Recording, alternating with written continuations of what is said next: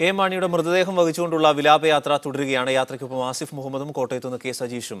ആദ്യം ആസിഫിലേക്ക്. ആസിഫ്, ഇപ്പോഴെവിടെയാണ് വിലാപയാത്ര?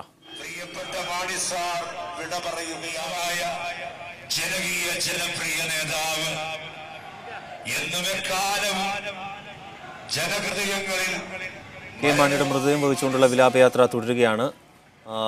അല്പസമയത്തിനകം വൈക്കത്തും അതിനുശേഷം അവിടെ നിന്ന് തിരുനക്കര മൈതാനത്തിലേക്കും മൃതശരീരം എത്തിക്കും. നാളെ ഉച്ചയ്ക്ക് ശേഷം പാലായിൽ ആണ് ഇതിൻ്റെ സംസ്കാര ചടങ്ങുകൾ ക്രമീകരിച്ചിരിക്കുന്നത്.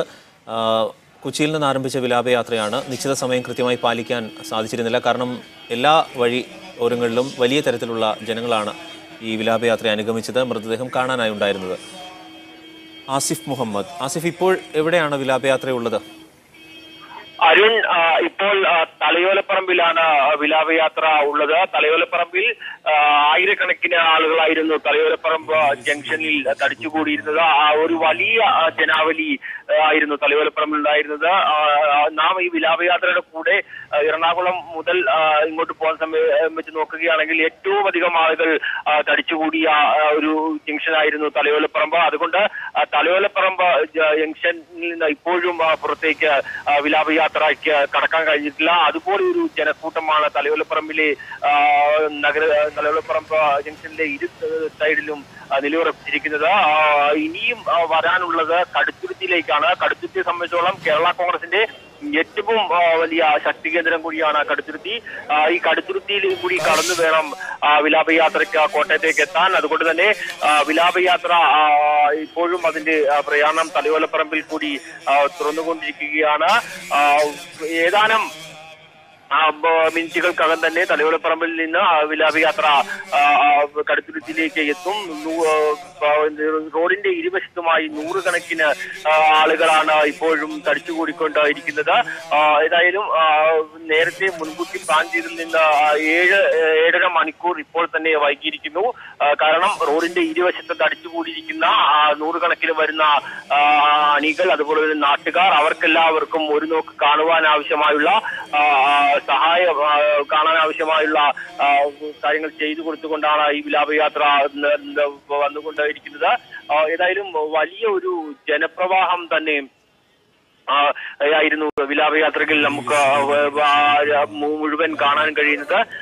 ഏതായാലും അല്പസമയത്തിനകം തന്നെ കടുത്തുരുത്തിയിലേക്ക് വിലാപയാത്ര എത്തും. കടുത്തുരുത്തിയിൽ വിലാപയാത്ര കടുത്തുരുത്തിയിലെത്തുമ്പോൾ മുഖ്യമന്ത്രി ഇവിടെ കെ എം മാണിയുടെ ഭൗതിക ശരീരം ദർശിക്കാൻ എത്തുമെന്നാണ് നാം മനസ്സിലാക്കുന്നത്.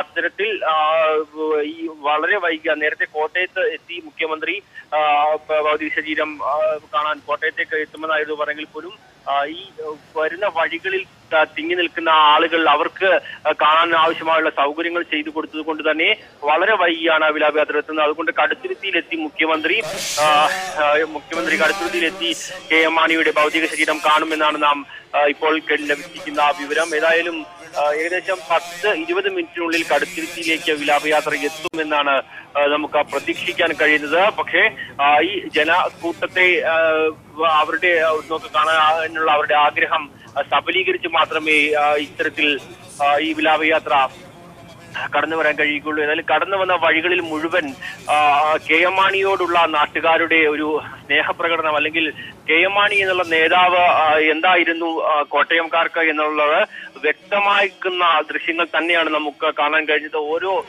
ജംഗ്ഷനുകളിലും നൂറുകണക്കിന് ആളുകൾ കൂട്ടം കൂടി നിന്നു. വീടുകളുടെ മുന്നിൽ ആളുകൾ കൂട്ടം കൂടി നിന്നു. സ്ത്രീകളും കുട്ടികളും വയസ്സായവരും അടക്കം ഒരു നോക്ക് അവരുടെ പ്രിയപ്പെട്ട നേതാവിനെ കാണാൻ വേണ്ടി വഴിയരികിൽ ഇറങ്ങി നിൽക്കുന്ന കാഴ്ച. പലരും രാവിലെ മുതൽ തന്നെ ഇപ്പോൾ വരും എന്നുള്ള ഒരു ആകാംക്ഷാപൂർവമല്ല, അല്ലെങ്കിൽ അവർക്ക് അന്ത്യോപചാരം അർപ്പിക്കാൻ വേണ്ടിയുള്ള അവരുടെ ആഗ്രഹ പ്രകടനവുമായി കാത്തു നിൽക്കുകയായിരുന്നു. അത്തരത്തിൽ വികാര നിർഭയമായ പല നിമിഷങ്ങളും ഇതിൽ കൂടിയാണ് ഈ വിലാപയാത്ര കടന്നു വന്നുകൊണ്ടിരിക്കുന്നത്. വാഹനത്തിൽ കെട്ടിപ്പിടിച്ചുകൊണ്ട് കരയുന്ന ദൃശ്യങ്ങൾ നമ്മൾ തന്നെ നൽകിയതാണ്. അത്തരത്തിൽ കെ എം മാണിയോട് ഉള്ള നാട്ടുകാരുടെയും പാർട്ടി പ്രവർത്തകരുടെയും സ്നേഹം അത് എന്താണെന്ന് വ്യക്തമാക്കുന്ന തരത്തിലുള്ള ഒരു ദൃശ്യങ്ങളായിരുന്നു നമുക്ക് ഈ വിലാപയാത്രയിൽ പൂർണ്ണമായും കാണാൻ കഴിഞ്ഞത്. അത് ഇപ്പോഴും തുടർന്നുകൊണ്ട് ഇരിക്കുകയാണ്. മാത്രമല്ല പാർട്ടിയുടെ MLA മാരെല്ലാം, കേരള കോൺഗ്രസിന്റെ MLA മാരെല്ലാം പലയിടത്തും റോഡിലൂടെ ഇറങ്ങി നടന്ന ആളുകളെ സമാധാനിപ്പിച്ചുകൊണ്ടാണ് മുന്നോട്ട് പോയത്. റോഷി അഗസ്റ്റിനും മോൻസ് ജോസഫും അടക്കമുള്ള നേതാക്കൾ അവർ ആളുകളുടെ ഇടയിലേക്ക് ഇറങ്ങിച്ചെന്ന് അവരെ സമാധാനിപ്പിക്കുകയും